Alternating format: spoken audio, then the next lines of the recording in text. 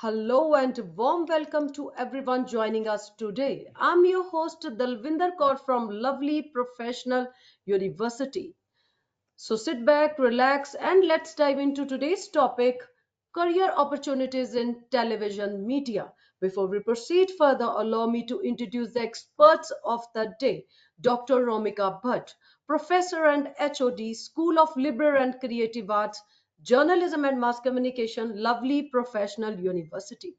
With 17 plus years of experience, specialized in digital marketing, journalism, advertising, and PR. She excels in organizing conferences and advancing research. So now I would like to introduce Mr. Yusuf Ansari also in this webinar. He's former editor Z News with 30 years of experience in political reporting and analysis.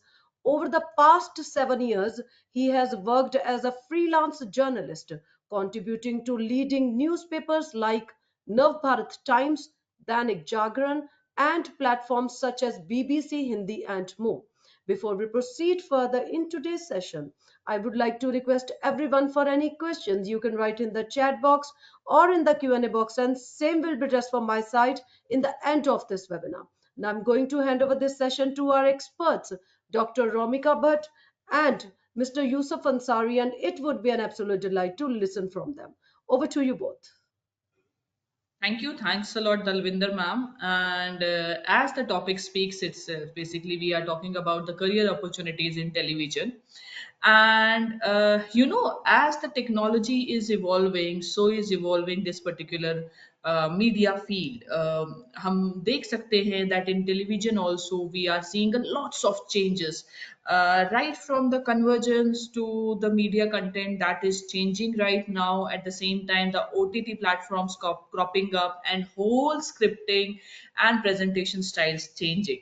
Now with the advent of AI, we are seeing much more changes going on in scripting style, in presentation style. And so it is very imperative for us to understand what are the career options right now. And we can see there are plethora of options that can be explored in television industry. Why? Because now the television industry is not only working for as a television industry, but they are having their digital presence also. They are on various, what you can say, digital formats also. So the options somehow are increasing, not decreasing, as there is a thought process that as the television, or sorry, as the innovations happen, as the technologies come, the job prospects decreases. But it is not happening in the case of media. As the technology is evolving, we are coming up with various platforms. So is the job prospects changing, evolving, becoming more challenging, and increasing day by day. Right from my start, when I did my masters, there were some 300 television channels available. Right now you can see that there are regional channels, there are state level channels. At the same time, there are digital channels, there are normal channels that are happening on DJ, and somehow there are channels based on theme also. So we can see, yes, the opportunities are increasing. So television industry offers a wide range of career opportunities encompassing creative, technical, and managerial roles. So these include positions like director, producer, editor, writer, anchor, and those involved in the camera options, sounds, and visual effects. The industry has also gone the industry has also the roles in areas like production management, casting, and post production. Likewise, these are the basics, what you can say, the basic stones of this particular industry when I talk about production management, when I talk about the casting and the post production, because this is what makes this industry what it is today. Likewise, अगर मैं आप 2 minute के लिए सोचिए, at any point of time, अगर कल हो ना हो में शाहरुख खान ना हो तो सैफ अली खान हो, या इसी तरीके से कसौटी जिंदगी की में प्रेरणा कोई और हो, या फिर कहीं तो होगा में सूजल कोई और हो. So this is the casting thing, what casting directors do, and how exactly they choose the people appropriate for their particular role. So, first of all, we will be talking about behind the camera people who will be there, and then afterwards, we will be slowly and steadily talking about the front of the camera roles and opportunities. So, first of all, I will be talking about the production.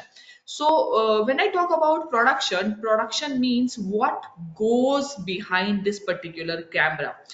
हमें camera के सामने की दुनिया दिखाई देती है, हमें वो लोग दिखाई देते हैं जो एक्ट कर रहे हैं, but there are lot of people who are working behind, to make whatever is going on in front a success. So these are the production people, these are the people who are scripting, who are doing the casting, who is directing what exactly is going on. So camera मतलब television की दुनिया सिर्फ इतनी नहीं है जो TV के सामने हमें पर्दे के सामने देख रही है.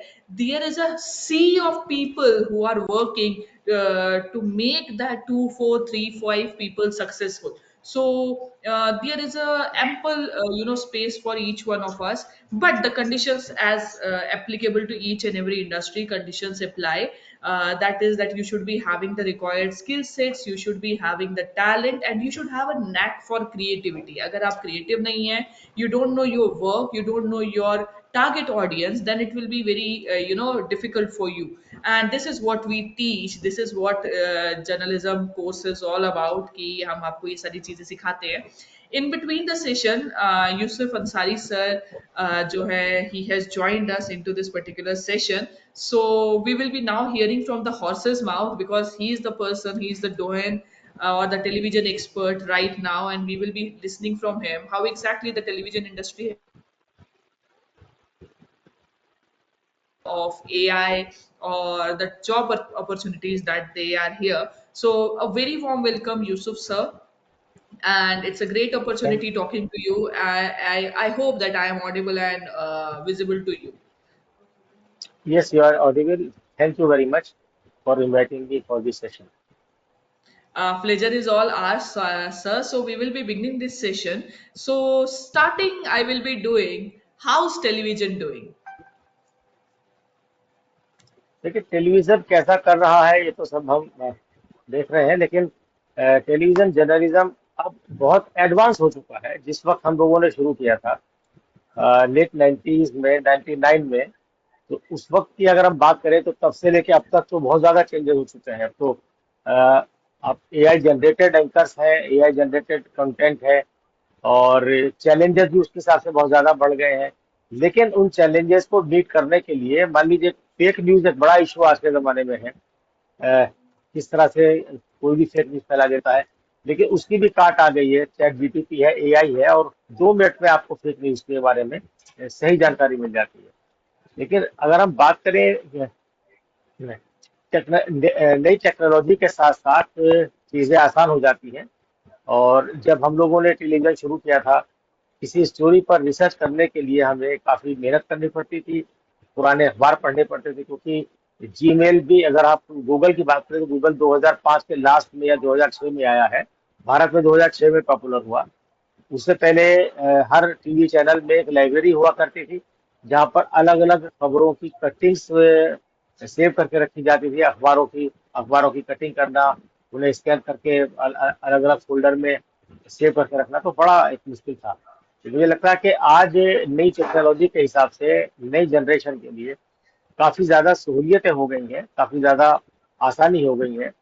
और कोई भी इंफॉर्मेशन, अगर उन्हें कोई अच्छी स्टोरी बनानी है या किसी मुद्दे पर उन्हें कोई लाइव चेक करना है, कोई अपनी बात कहनी है, तो उनके पास इंफॉर्मेशन के बहुत सारे सोर्सेज हैं. वो बहुत जल्द ही इंफॉर्मेशन कलेक्ट कर सकते हैं. ये एक कह सकते हैं कि बहुत फायदा, क्योंकि बहुत फास्ट, टेलीविजन एक बहुत फास्ट मीडिया है, एक फास्ट मीडियम है. और यहाँ खबर की कोई एज नहीं होती, कोई उम्र नहीं होती. जैसे पुराने जमाने में जब अखबार हुआ करते थे तो अखबार की खबर कम से कम एक दिन खबर रहती थी.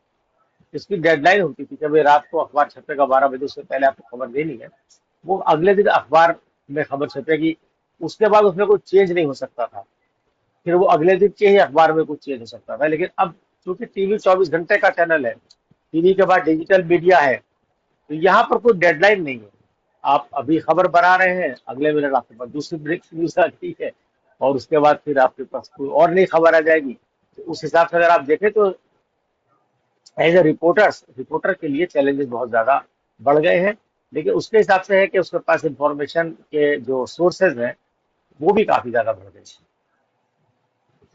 सर, मुझे I feel that as the technology is evolving, ऐसा लोगों का मानना है कि करियर अपॉर्चुनिटीज कम हो जाती है, बट मुझे ऐसा लगता है कि मीडिया की इंडस्ट्री में करियर अपॉर्चुनिटीज बढ़ गई है, क्योंकि हम कन्वर्जेंस की बात कर रहे हैं, या हम डिजिटल की बात कर रहे हैं, हम ओटीटी प्लेटफॉर्म्स की बात कर रहे हैं। हम देख रहे हैं कि पहले जब हम ब्रॉडकास्ट की बात करते थे तो हम सिर्फ रेडियो और टीवी की बात किया करते थे।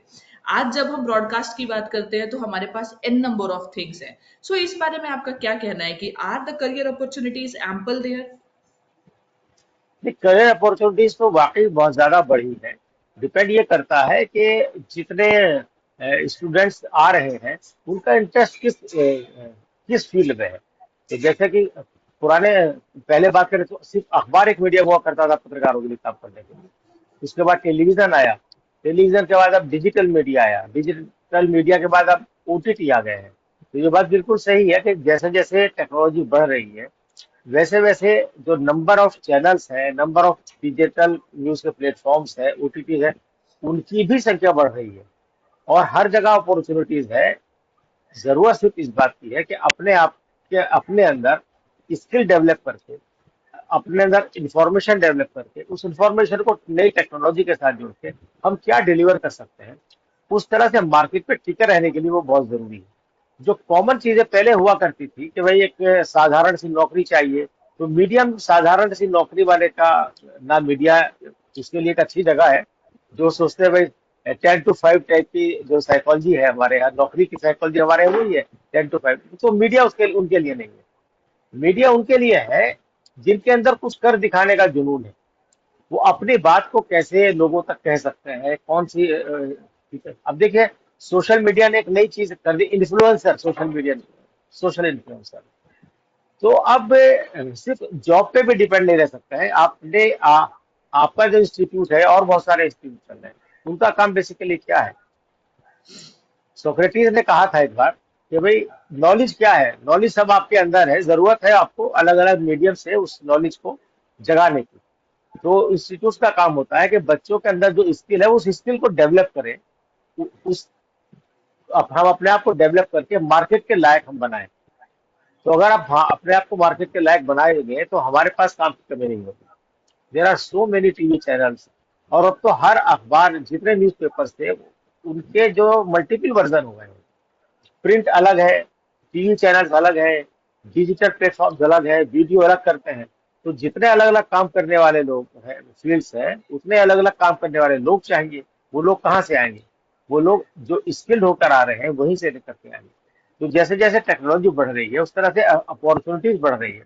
और अब तो नया चलन ये है कि लोग कुछ दिन काम करते हैं किसी ऑर्गेनाइजेशन के साथ, फिर सोशल मीडिया पर या डिजिटल प्लेटफॉर्म पर वो अपना खुद का कुछ, कोई उनके अंदर टैलेंट है, उस टैलेंट को वो आगे बढ़ाते हैं और अपना ही अपने सोशल मीडिया प्लेटफॉर्म्स को अर्निंग के लिए इस्तेमाल करते हैं।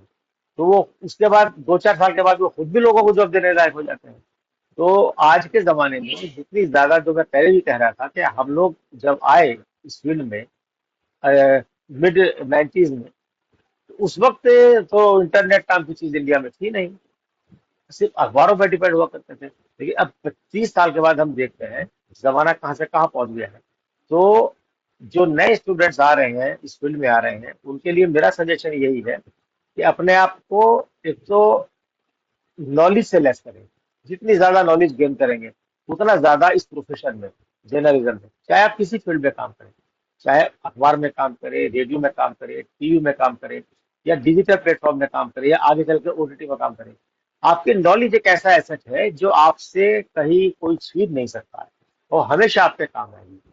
उस नॉलेज को आप लेटेस्ट टेक्नोलॉजी के साथ कैसे कन्वर्ज करते हैं, कैसे मिलाते हैं, उसके उससे उसकी पावर बढ़ती है।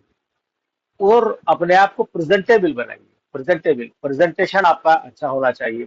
और उसके लिए जरूरी है कि लोगों को अट्रैक्ट किस तरह से करना है, ये सारी चीजें इसके अंदर है। तो उसके हिसाब से अगर आप देखें तो अगर मल्टी टैलेंट आपके अंदर है तो और भी अच्छा आप कर सकते हैं। लैंग्वेज पे आपकी पकड़ अच्छी है तो कर सकते हैं। तो अपॉर्चुनिटीज की कमी नहीं, अपॉर्चुनिटीज बहुत है।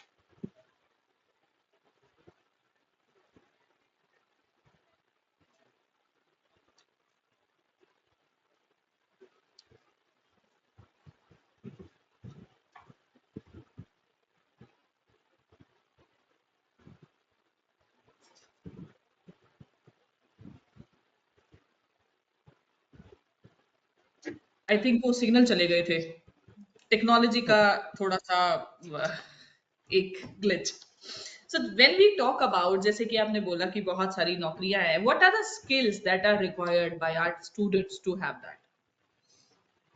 देखिए, जर्नलिज्म में सक्सेसफुल होने के लिए सबसे पहली स्किल तो ये है कि आपके आपके अंदर एक प्रेजेंटेशन आपका अच्छा होना चाहिए। चाहे आप न्यूज़ प्रेजेंट करते हैं या स्टोरी टेलिंग करते हैं या फिर आप किसी और वे में कोई बात बताते हैं, तो उसका प्रेजेंटेशन आपका अच्छा होना चाहिए। नॉलेज, जैसे जैसे कि मैंने कहा कि आप डिफरेंट डिफरेंट इश्यूज पर, डिफरेंट डिफरेंट टॉपिक पर आपको नॉलेज बढ़ाइए। उसके लिए जरूरी है कि आप ज्यादा से ज्यादा अखबार पढ़ें, मैगजीन्स पढ़ें, कुछ अच्छी बुक्स पढ़ें, लिटरेचर पढ़ें, जिसके अंदर आपका कुछ शायरी आप पढ़ें, कुछ कविताएं आप पढ़ें, कुछ इंग्लिश की जो पोएट्री है उसको पढ़ें, ताकि जब आप किसी के सामने बात करें तो किसी रेफरेंस में कोई बात करें तो उसका उसका उसका इम्पैक्ट बढ़ जाता है। तो नॉलेज के साथ साथ फिर नई टेक्नोलॉजी को, जो भी नई टेक्नोलॉजी आ रही है उसे भी सीखना जरूरी है, क्योंकि वो सब आप पे काम आने वाली चीज है। तो जितना ज्यादा अपने आप को स्किलफुल बनाएंगे, स्किल्ड बनाएंगे, उतना ज्यादा इसके अंदर फायदा होने वाला है। और ऐसा होना चाहिए प्रेजेंटेशन आपका कि कम से कम लफ्जों में, कम शब्दों में, कम वर्ड्स में आप असरदार तरीके से अपनी बात कहें। तो यही चीज है जिससे आपकी अपनी एक व्यूअरशिप डेवलप होती है, जो आपकी एक फैन फॉलोइंग बढ़ती है। अभी अगर हम देखें कि यूट्यूब है या फेसबुक है या डिजिटल मीडिया दूसरे है, ट्विटर है, या अब तो उसका नाम एक्स हो गया है, तो उसमें लोगों की मिलियंस में फॉलोइंग है। तो फॉलोइंग कैसे बनती है? वो फॉलोइंग ऐसे बनती है, जैसे मान लीजिए एक्स की हम बात करें, तो अगर आप एक्स पर लगातार कुछ लिख रहे हैं, वहाँ लिखने का खेल ज्यादा है, तो आप शॉर्ट वर्ड्स में कितनी अच्छी बात कह सकते हैं। तो वो चीज आपके अंदर होनी चाहिए।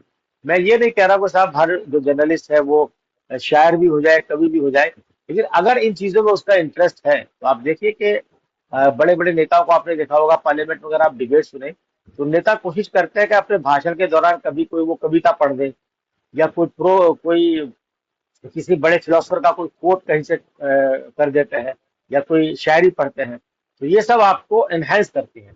तो एनहेंस के लिए सिर्फ जो आपके कोर्स में किताबें हैं उनका पढ़ना जरूरी नहीं है, उसके अलावा बाकी और तरह, अलग अलग तरह की जानकारी से अपने आप को लैस करना है। जितनी ज्यादा जानकारी आपके पास होगी, जितने अलग अलग विषय की जानकारी होगी, उतना ज्यादा आप बोल्डली बात कर पाएंगे, उससे कॉन्फिडेंस लेवल बढ़ेगा, उससे आपका प्रेजेंटेशन अच्छा होगा, आपकी पर्सनैलिटी में निखार आएगा, लोग आपको सुनना चाहेंगे, लोग आपसे बात करना चाहेंगे। तो वो चीज, ये सारी चीजें बहुत जरूरी है। हम एक ऐसी जनरेशन में जी रहे हैं सर, जो फास्ट फॉरवर्ड है। तो जैसे मैं बच्चे पढ़ा रही हूँ, आप बच्चों से इंटरेक्ट करते हैं, तो do you think that there are certain things that they need to change in order to be successful in industry? जैसे कि चैट जीपीटी और इसका सहारा ना लेके कहीं ना कहीं उन्हें अपने स्किल्स को एनहांस करना चाहिए, सो दैट कि वो लॉन्ग रन में इस पर्टिकुलर इंडस्ट्री में चल सके। जी बिल्कुल। सबको, जो भी इस प्रोफेशन में आ रहा है, उसको चाहिए कि वो अपना एक अलग स्टाइल डेवलप करे। और जो बात आपने कही बहुत अच्छी बात है। मैं अक्सर देखता हूँ कि अगर हम किसी बच्चे से कहते हैं कि साहब इस मुद्दे पर, इस इशू पर आप कुछ कोई आर्टिकल लिख दीजिए या कुछ राइट अप बना दीजिए, तो चैट जीपीटी से करते हैं वो तरीका ठीक नहीं। होना ये चाहिए कि आपके अंदर अपनी एक राइटिंग स्किल होनी चाहिए। वो राइटिंग स्किल कैसे डेवलप होगी?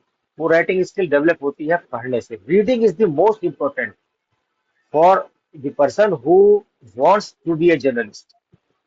रीडिंग रीडिंग एक सबसे अच्छी हैबिट है। तो अगर आप रोज अखबार पढ़ते हैं, रोज आप मैगजीन्स पढ़ते हैं, अखबार आप चाहे हार्ड कॉपी पढ़ें चाहे नेट पे पढ़ें, तो उससे क्या होता है कि आपके अंदर एक खुद ही लिखने का जो टेंडेंसी है वो डेवलप होती है। जो पढ़ते हैं उसे आप लिखना भी शुरू करें।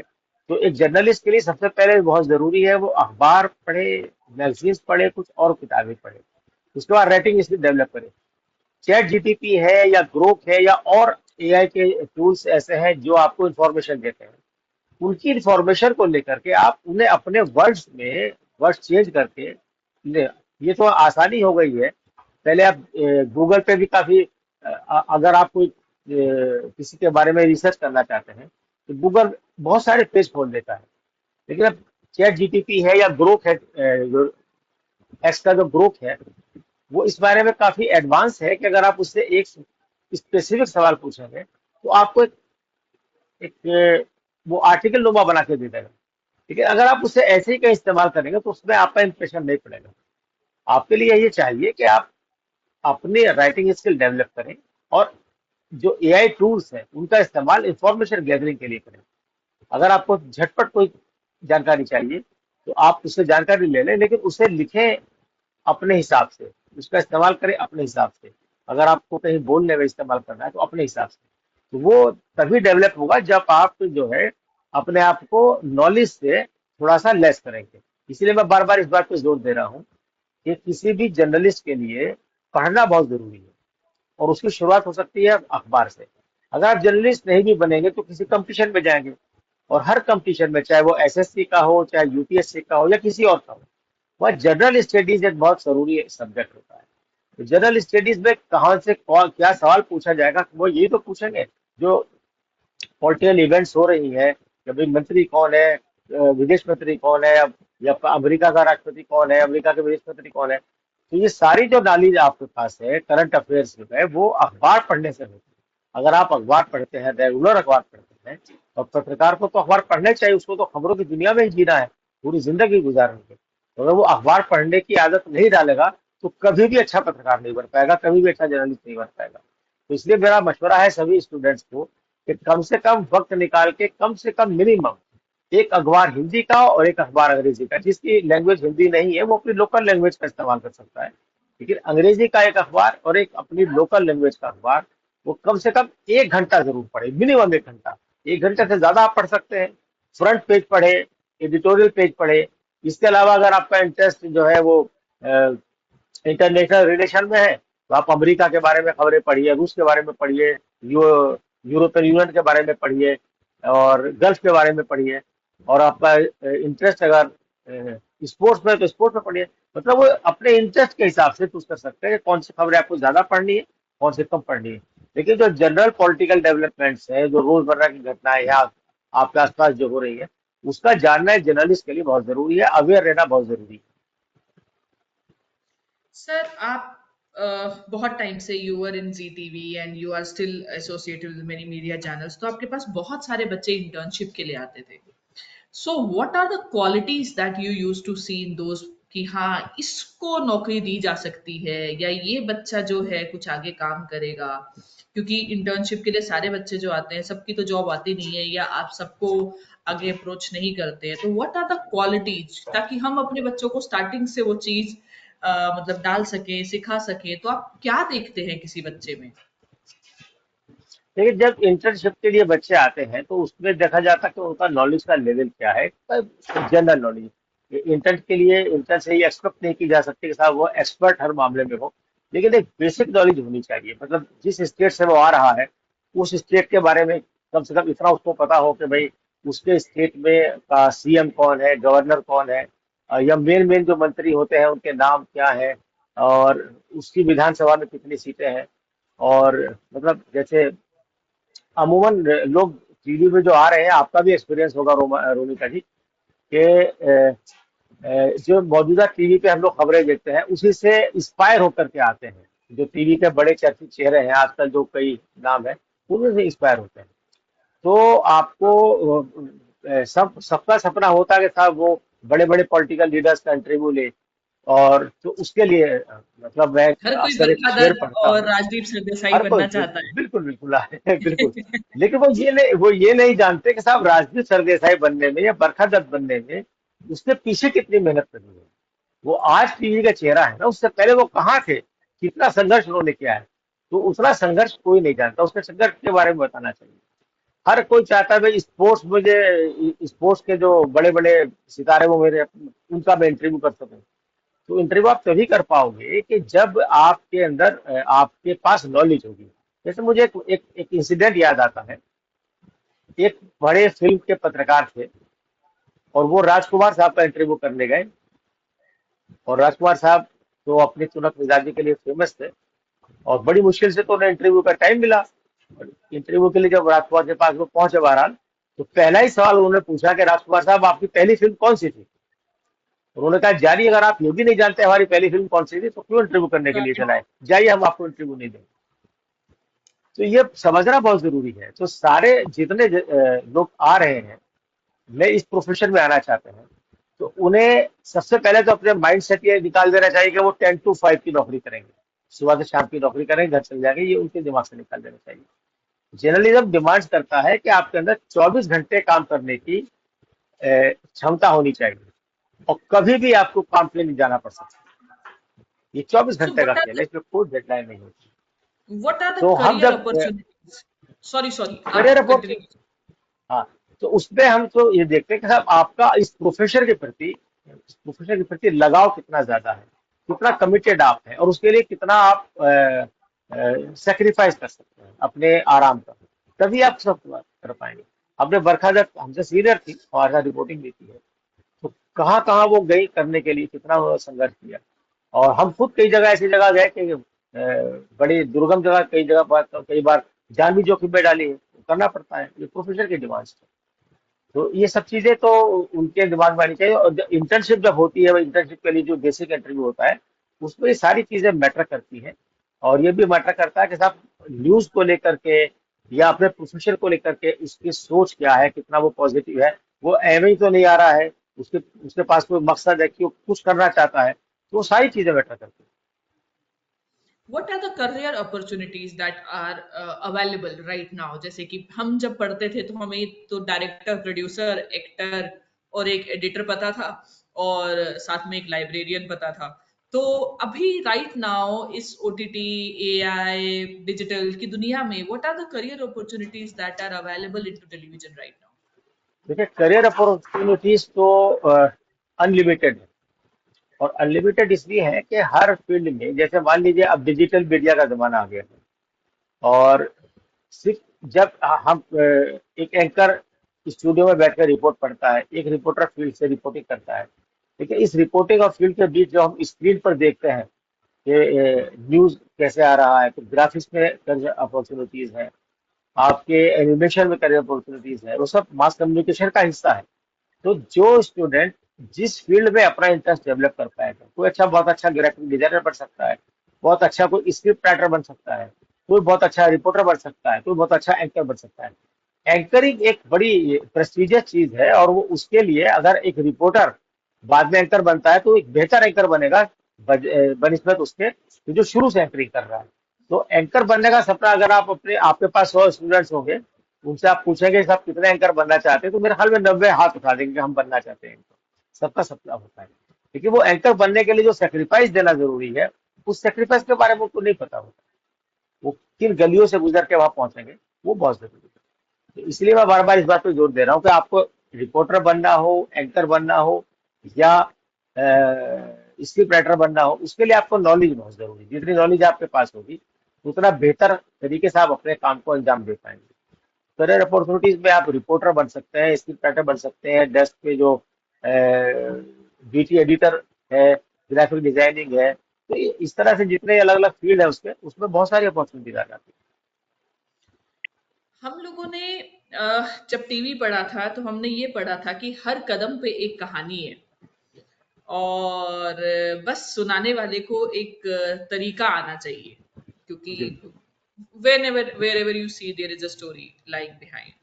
सो मैं ये चाहती हूँ कि आप बच्चों को बताएं कि वो कहानी एक्सप्लोर कैसे करनी है, क्योंकि मोबाइल जर्नलिज्म, सिटीजन जर्नलिज्म और एडिटोरियल्स इन सब के जमाने में वो जो हर कदम पे एक कहानी है उसे एक्सप्लोर कैसे किया जाए।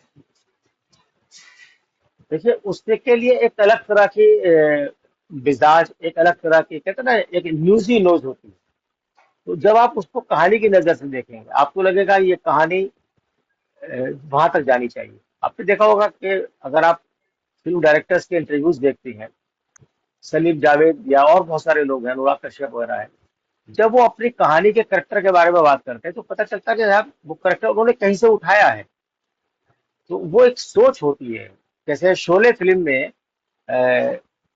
सूरमा भोपाली का करेक्टर था, तो एक फॉरेस्ट ऑफिसर थे, उन्हें सलीम साहब जानते थे, उन्होंने उसको उठा लिया है। गब्बर सिंह का जो करेक्टर था, गब्बर सिंह ने बाद में बताया अमजद खान ने कि साहब वो जो खेनी खाने का स्टाइल था, उनकी सोसाइटी का जो वॉचमैन था, जो वॉचमैन गार्ड था। थे सिक्योरिटी गार्ड, हाँ, तो वो उसी तरह से खाता था और एक एक ही बात को दो दो बार बोलता था, क्यों बच्चा, क्या हाल चाल है, क्या हाल चाल है तुम्हारा। तो ये अपनाते हैं। इरफान खान ने अपने कई इंटरव्यूज में बताया कि इसी तरह से जो इस प्रोफेशन में आने वाले लोग हैं, जिन्हें जिनके अंदर छोटा सा भी कीड़ा है जर्नलिस्ट बनने का, ये जर्नलिस्ट बनने का वो थोड़ा सा भी ख्याल रखते हैं, तो उन्हें अपने अंदर ये स्किल डेवलप करनी पड़ेगी कि साहब कोई भी चीज हम देख रहे हैं तो उस कहानी को हमें कैसे बताना है, कैसे इंटरेस्टिंग तरीके से बताना है। उसके बारे में आप अपने समाज में बहुत सारे लोगों से सीख सकते हैं। जब हम छोटे थे तो हमारे मोहल्ले में एक हुआ करते थे, किस्सा गो उनका नाम था। नाम तो ओरिजिनल हमें नहीं पता है, उन्हें कलवा कलवा बोलते थे। तो किस्से बहुत अच्छे सुनाते थे वो। तो ये टीवी में बहुत इम्पोर्टेंट इस बात की है, इम्पोर्टेंस इस बात की है, टीवी हो या प्रिंट हो, कि आपकी राइटिंग स्किल अच्छी होगी तो आप वहीं लगे। मैं मानता हूँ कि साहब जिनको राइटिंग स्किल अपनी डेवलप करनी है, अच्छी स्क्रिप्टिंग करनी है, उन्हें दो फिल्में बार बार देखनी चाहिए, एक शोले और एक मुगलैन। उससे आपको पता चलेगा कि साहब कैसे करेक्टर से अपनी बात बुलाई जाती है। और हमारे एक टीवी के जो जब हमने ज्वाइन किया था जी न्यूज, तो हमारे एक बॉस थे, वो हिंदी नहीं जानते थे, वो हिंदी नहीं जानते थे, लेकिन थे बहुत शार्प माइंडेड। तो हमसे पूछ रहे थे स्क्रिप्ट लिखने के बारे में, बोले ये क्या कहना चाहते हो उसमें। तो मैंने कहा साहब ये मैं कहना चाहता हूँ कि जो कहना चाहते हो वही लिखो, आसान भाषा में लिखो, छोटे शब्दों में लिखो, तो उससे आपका इंप्रेशन अच्छा पड़ेगा, बोलने में आप अटकोगे नहीं। तो अगर जो आजकल के बच्चे हैं जिनको आदत है, एक लखनऊ के हैं हिमांशु वाजपेयी, वो कहानी सुनाते हैं, उनकी कहानी सुनिए आप तो आपको पता चलेगा कि कैसे कहानी कही जाती है। या नीलेश मिश्रा जो एफएम पे कहानी सुनाते हैं। उन्हें तो कौन नहीं अगर, जानता। है ना, उनको कौन नहीं जानता। देखिए सिर्फ कहानी सुनाने के टैलेंट से वो कहाँ से कहाँ पहुंचे। तो ये चीज बच्चों को देखनी चाहिए कि न्यूज कैसे हो सकती है। कोई आदमी बैठ के, मान लीजिए कोई काम कर रहा है, सड़क पर बैठ के कोई महिला फ्रूट बेच रही है, तो हम जान सकते हैं भाई तुम ये काम क्यों कर रही है, कितने लोग आते हैं आपके पास, कौन लोग आते हैं, गाड़ी से कितने लोग आते हैं, रिक्शे से कितने लोग आते हैं, उसमें कहानी आपको मिल जाएगी। उसके जीवन अपने आप में कहानी है। और आज के जमाने में जब मीडिया के इतने ज्यादा रूप हो गए हैं, हर कहानी बिकती है, हर कहानी बिकती है। सिर्फ हमें जरूरत है कि उस कहानी को समझकर और उसे बहुत अच्छे तरीके से प्रेजेंट करके लोगों के सामने पेश करें। तो ये धीरे धीरे धीरे धीरे स्किल डेवलप होती राइट। जैसे कि आपने बताया किस्सा गो, वैसे ही कश्मीर में, क्योंकि मैं कश्मीर से हूँ, तो हमारे कश्मीर में एक लड़ीशा हुआ करते थे। तो वो तुनतुना लेके हर जगह पे हुआ करते थे और वो हर जगह पे कहानियां सुनाया करते थे। आई थिंक स्टोरी टेलिंग जिसकी हम बात करते हैं, ये शायद उसी ट्रेडिशनल मीडिया का एक नया फॉर्मेट है, जहाँ पे हम आज इसको बुक्स में देख रहे हैं या करिकुलम में देख रहे हैं, या हम ये देख रहे हैं कि ये कैसे हम लोगों की जिंदगी का एक हिस्सा बनता चला जा रहा है। सर, एआई की दुनिया में और डिजिटल प्लेटफॉर्म्स से होते हुए आप कैसे देखते हो, जैसे कि आज की जनरेशन है वो धीरे धीरे ओटीटीज की तरफ चलती चली जा रही है, और टीवी कहीं ना कहीं एक बैक स्टेज पे आ रहा है। सो आप कैसे देखते हो फ्यूचर टेलीविजन इंडस्ट्री का अगले 10 साल में? है। टेलीविजन इंडस्ट्री तो मुझे लगता है कि अब अपने पीक पर है। खत्म तो नहीं होगी, खत्म तो कोई मीडिया नहीं होता। जब टीवी आया था, टीवी ने कहा था कि साहब अखबार खत्म हो जाएंगे, लेकिन अखबार तो खत्म नहीं हुए। आज भी अखबार आते हैं, और जितने लोग पुराने लोग हैं वो अखबार पढ़ते हैं, हम भी अखबार पढ़ते हैं। तो खत्म तो कोई मीडिया नहीं होता है। लेकिन हाँ, नए जो आयाम आते हैं, जैसे ओटीटी अब आ गया है, डिजिटल मीडिया आ गया है, तो उसमें जो एडवांस टेक्नोलॉजी वाले लोग हैं, जिनको एडवांस टेक्नोलॉजी की समझ है और अपने आप को उन्होंने उस टेक्नोलॉजी के हिसाब से ढाल लिया है, वो सर्वाइव कर पाएंगे। जो लोग जैसे अखबार से जो लोग टीवी में आए थे, उनमें से बहुत सारे लोग बाद में अखबार में वापस चले गए। जो टीवी में जो लोग आए थे, उस टीवी से निकल कर लोग डिजिटल मीडिया में चले गए हैं। अब जो डिजिटल मीडिया में काम कर रहे हैं वो ओटीटी की तरफ जा रहे हैं। अब सब लोग अपना ओटीटी बना रहे हैं, बहुत सारे ऐसे प्लेटफॉर्म आ गए हैं कि सब लोग अपना ओटीटी पे काम कर रहे हैं। तो ये सिलसिला तो इसी तरह चलता रहेगा, नई नई टेक्नोलॉजी आती रहेंगी और नई नई चीजें हमारे सामने आती रहेंगी। जो उस टेक्नोलॉजी के साथ कदम ताल मिलाएगा वो सर्वाइव कर पाएगा, जो नहीं मिला पाएगा वो पीछे छूट जाएगा। तो मुझे लगता है कि टीवी इंडस्ट्री अभी अगले 10-12 साल तो कहीं जाने वाली नहीं है, खत्म तो नहीं होगी। उसका क्रेज कम हो जाएगा, लोगों ने न्यूज देखनी बंद बंद कर सकते हैं, कम कर सकते हैं, क्योंकि अब आप मेट्रो में मान लीजिए जा रहे हैं, आपके पास मोबाइल है, आपने ब्लूटूथ लगाया हुआ है, आप वहाँ खबर पढ़ सकते हैं। आपका मकसद क्या, खबर पढ़ना है ना। तो जिस मीडियम से आपको खबर मिलेगी, टीवी पर आप प्रोग्राम देखें, उससे बेटर आप कहीं रास्ते में करते हुए देख सकते हैं। तो किसी नए मीडिया के आने से पुराना मीडिया कभी खत्म नहीं होता है, बल्कि उसकी और ताकत बढ़ जाती है, किसी ना किसी रूप में ताकत बढ़ जाती है। आई थिंक खत्म नहीं होता, बस कलेवर चेंज हो जाता है। के लिए एक बच्चे हो जाता कपड़े चेंज हो जाते हैं, क्योंकि हम अगर न्यूज की है। बात बिल्कुल। करें, हम पहले जो है पेपर पे पढ़ते थे। पेपर से बस वो स्क्रीन पे आया, स्क्रीन से अब वो मोबाइल पे आया और टैबलेट्स पे आया, बट खबर वही है, एडिटोरियल जी। वही है, फीचर्स वही है, सारी चीजें वही हैं, तो बस कलेवर चेंज हो रहे हैं और उन्हें लिखने का तरीका चेंज हो रहा है, बाकी तो सब वहीं पे है। सो आपसे बात करके ये चीज तो पक्की है कि टीवी कहीं नहीं जा रहा है। और जैसे जैसे माध्यम्स या मीडियम्स बदलते चले जा रहे हैं, नौकरी बढ़ने वाली है, opportunities are going to increase, there is no डर। The only thing that you need is, you need the techniques, you need the right skills, you need to have a knack for your creativity। जैसे मैं पहले भी कह रही थी कि देखिए, अगर आप काम करना चाहते हैं तो आप में काम करने की नीयत होनी चाहिए। और ये कभी मत सोच के आइएगा मीडिया में कि आप बंधे हुए हैं 9 to 5। Media is a very dynamic place, media is a very creative place. बढ़ने की कोई लिमिट नहीं है, काम करने की कोई लिमिट नहीं है। इट इज जस्ट कि आपकी नीयत काम करने वाली होनी चाहिए, आप में वो क्रिएटिविटी, वो चीजों को सुनने समझने की शक्ति होनी चाहिए, और आप पढ़ाई में होने चाहिए। पढ़ाई में नॉट इन द सेंस कि हम आपसे टॉपर चाहते हैं, बट हाँ, आपको न्यूज़पेपर पढ़ना आना चाहिए, आपको थोड़ा बहुत लिखना बोलना आना चाहिए। बाकी जब आप इंडस्ट्री में आते हैं तो ये सारी चीजें सिखा दी जाती है। मुझे याद है कि जब मैंने इंटर्नशिप सबसे पहले टाइम्स ऑफ इंडिया से शुरू की थी, तो मुझे हाथ पकड़ के सिखाया गया था कि अच्छा ये ऐसे नहीं ऐसे, बिकॉज आई वॉज, मैं मात्र 20 साल का बच्चा, मतलब जस्ट ग्रेजुएशन करके बाहर निकला था। तो धीरे धीरे चीजें सिखा दी जाती है। बस ये है कि आप में काम करने के लिए, आप काम करने के लिए वहां पे आ रहे हैं। और स्टार्टिंग में कभी मत सोचिए कि हाँ बस आप आते ही कैमरा पे चले जाएंगे। It takes a lot of time, it takes a lot of toil, it takes a lot of hard work to be in front of the camera. हम बरखा दत्त मैम को देखते हैं, हम पलकी मैम को देखते हैं, हम आशुतोष सर को देखते हैं, बट उनके पीछे की कहानियों को जानिए, उन्हें पढ़िए कि what it takes to be in front of the camera. Sir, talking to you was a really privilege, and बातों का सिलसिला तो बहुत सारा चल सकता है, but as it is OTT platform या फिर डिजिटल प्लेटफॉर्म है, तो कट शॉर्ट करना पड़ेगा मुझे थोड़ा सा। वन लाइन और 2-3 lines that you want to say to the student for who are coming to take career opportunities in television. मैं तो सिर्फ बच्चों से ये कहना चाहूंगा कि साहब, अगर आपने मीडिया में आना है, जर्नलिस्ट बनना है, तो चॉइस आपकी है, आप इसमें कौन सा फील्ड चुन सकते हैं। और किसी भी फील्ड में आप जाइए, वहां पर आपके लिए पूरा आसमान खुला है अपॉर्चुनिटीज का, पूरा आसमान खुला है। सिर्फ ये चीजें कि आपको उसमें करना क्या है। आप ये बताइए, फिक्स योर टारगेट। कामयाबी के सिर्फ 3 स्टेप है। Number 1, fix your target. Number 2, make a amicable planning to achieve the target. And number 3, जो आपने प्लानिंग की है उसे एग्जीक्यूट कीजिए आप। सिर्फ 3 चीजें। तो जो भी स्टूडेंट इसको सुन रहे हैं, उनके लिए मेरा सिर्फ ये मशवरा है कि इस प्रोफेशन में आने के लिए जो अभी आप तैयारी करेंगे, तो अभी से अपने आप को अ, उसी रूप में देखना शुरू कीजिए। मान लीजिए कोई रिपोर्टर बनना चाहता है, तो उसे रिपोर्टिंग से रिलेटेड फील्ड की तरफ जाना चाहिए कि कैसे मुझे रिपोर्टिंग करनी, क्या क्या रिपोर्टिंग मैं कर सकता हूँ, उसी पर फोकस करना चाहिए।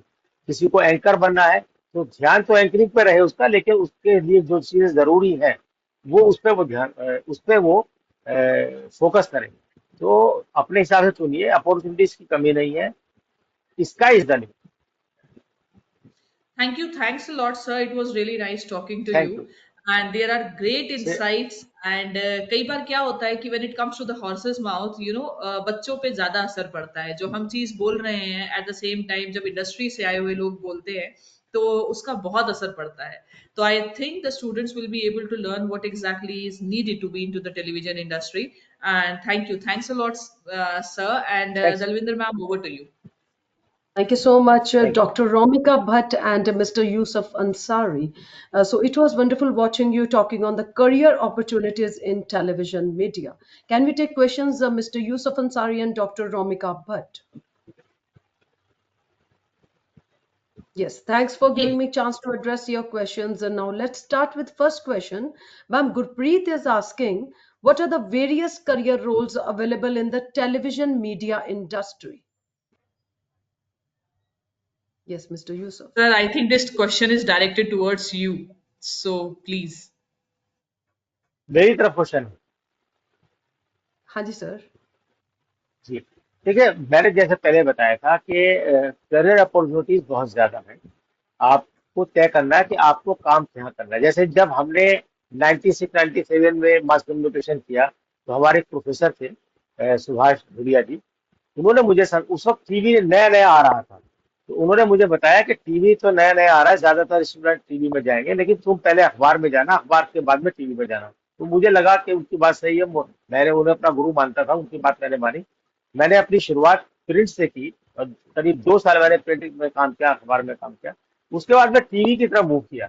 तो मैंने देखा कि साहब अखबार का जो मेरा एक्सपीरियंस था वो एक्सपीरियंस तो अल्टीमेट है, और उसकी वजह से टीवी में मुझे ज्यादा चांसेस मिले, मुझे ज्यादा बेहतर मिला, मेरा कॉन्फिडेंस बढ़ा, मैं अच्छी रिपोर्टिंग कर पाया, अच्छी एडिटिंग कर पाया। तो ये आपके ऊपर डिपेंड करता है कि आपको करना क्या है, और जो आप करना चाहते हैं उससे रिलेटेड स्किल आपको अपने अंदर डेवलप करनी पड़ेगी। अपॉर्चुनिटीज की कोई कमी नहीं है, अपॉर्चुनिटीज तो बहुत Thank you so much, Mr. Yusuf Ansari. I hope, Gurpreet, you got your answer from our today's expert. Radhika is with us. Radhika is asking, how can one start a career in television media and what qualifications are required? देखिए, television media में start करने के लिए कोई बहुत ज्यादा qualification नहीं चाहिए होती, लेकिन अगर आपने मास कम्युनिकेशन किया हुआ है, चाहे वो ग्रेजुएशन का कोर्स हो, चाहे वो मास्टर डिग्री हो, उससे ज्यादा डिपेंड करता है कि आपके अंदर अपने अंदर कितनी नॉलेज है और कितनी आपको न्यूज की समझ है। टीवी इंडस्ट्री में न्यूज कितना आप मेहनत कितना कर सकते हैं। क्वालिफिकेशन तो बहुत ज्यादा मैटर नहीं करती है। बहुत सारे ऐसे लोग हैं पुराने जमाने में जिनके पास कोई क्वालिफिकेशन उस तरह से नहीं थी, लेकिन वो अच्छे पत्रकार बने। तो क्वालिफिकेशन तो जो आप लोग कोर्स करेंगे वो काफी है। उसमें आपको अपने आप को स्किल्ड कैसे करना है, स्क्रिप्ट राइटिंग में, वोकैबुलरी में, किस तरह से आप एक्सटेम्पोर बोल सकते हैं। तो उसके लिए मेन चीज जो मैंने पहले भी बताई थी कि जो भी स्टूडेंट सुन रहे हैं, सबसे पहले वो ये सुनिश्चित करें कि वो रोज अखबार पढ़ेंगे। रोज अखबार पढ़ने से उनकी खबरों की जानकारी बढ़ेगी, उनकी नॉलेज बढ़ेगी, उन्हें पता होगा कि देश में किस तरह का डेवलपमेंट चल रहा है। जिसका जिस सब्जेक्ट पे ज्यादा इंटरेस्ट है उसकी खबरें वो ज्यादा पढ़े, बाकी को छोड़ दे। मान लीजिए किसी का इकोनॉमिक में इंटरेस्ट है तो इकोनॉमिक की खबरें पढ़े, बाजार की खबरें पढ़े। किसी का स्पोर्ट्स में है तो स्पोर्ट्स की खबरें फोकस करें, और किसी को पॉलिटिक्स में जाना है तो पॉलिटिकल खबरें वो पढ़े। तो जिस स्टेट से वो आता है उस स्टेट की पढ़े और सेंटर की पढ़े, तो वो ज्यादा इंपॉर्टेंट होता है। और जो एकेडमिक क्वालिफिकेशन है वो जर्नलिज्म में बहुत ज्यादा अहमियत ले रखती है। Thank you so much, Mr. Yusuf Ansari and Dr. Romika Bhatt. I hope all the participants got their answers from our today's experts. If anyone have any questions regarding the admissions, you just write on us at admissions@lpu.co.in, and you can do WhatsApp chat with us. Our WhatsApp number is 985256900. I'm repeating the number. It's 985256900. As we come to the end of this webinar, I want to express my deepest gratitude to our experts for sharing their valuable insights and expertise with us. Your presence, enthusiasm, and active participation have made this experience truly special. Hopefully, the attendees found this webinar to be valuable and will be able to utilize the information for better decision making regarding admissions. If anyone wants to access this webinar again, they can visit our website, that is lpu.in, or can be accessed on YouTube also. Stay connected with us for future webinars. Until we meet again, with the permission of my seniors, I would be signing off this webinar. Take care and goodbye. Have a beautiful day.